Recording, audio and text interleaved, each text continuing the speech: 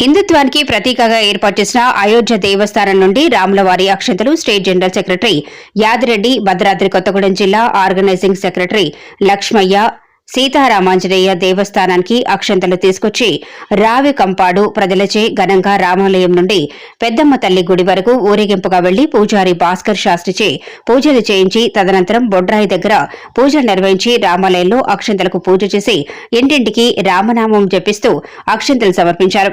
ఈ కార్యక్రమంలో దేవాలయ కమిటీ చైర్మన్ కుక్కల శ్రీను, కుక్కల రాములు, కొదుమూరి జనార్దన్, పెనుకొండ నరసింహారావు, ఇనుమల స్వామి, చిన్న పిచ్చయ్య, బొగ్గిన బోయిన, కోటేశ్వరరావు, ముత్యాలరావు, సతీష్, భానుతి కిషన్, గోపాలకృష్ణ, వెంకటదాస్, పూదూరి వీరభద్రం, మంద, అనిల్, సేవ్య, మహిళలు, అనేక మంది భక్తులు పాల్గొన్నారు.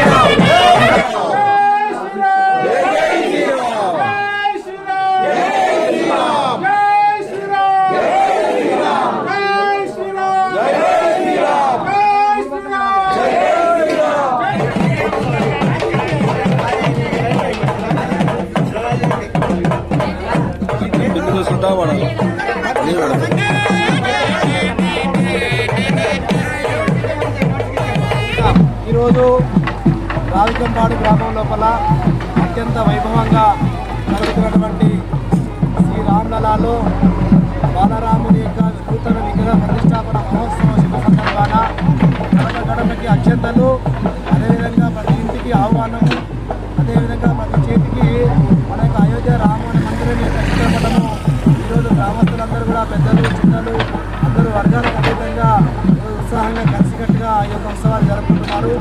కాబట్టి ఈ యొక్క మంచి కార్యక్రమం ఇది. కొత్తగూడెం భద్రాద్రి జిల్లాలో కూడా మారుమూల గ్రామాల్లో కూడా అక్షంతలు చేరుకున్నాయి. అన్ని గ్రామాల్లో కూడా మహిళలు, పెద్దలు, పురుషులు అందరూ కలిపి కూడా మహోత్సవాలు జరుపుకుంటున్నారు. విశ్వ హిందూ పరిషత్తు, అదేవిధంగా శ్రీరామజన్మ తీర్థ ట్రస్ట్ నుంచి ఆహ్వానం పలుకుతున్న అందరికీ అయోధ్యకి 22 ప్రతిష్టాపన తర్వాత అందరూ కూడా అయోధ్యకు రావాలని, అదేవిధంగా 22వ తేదీ నాడు ఉదయము 10 గంటల నుంచి మందిరం కేంద్రంగా అందరూ భజనలు, కీర్తనలు చేయాలి. ఇక సాయంత్రం సూర్యాస్తమైన తర్వాత 5 దీపాల కంటే తక్కువ కాకుండా దీపోత్సవ కార్యక్రమం నిర్వహించాలి.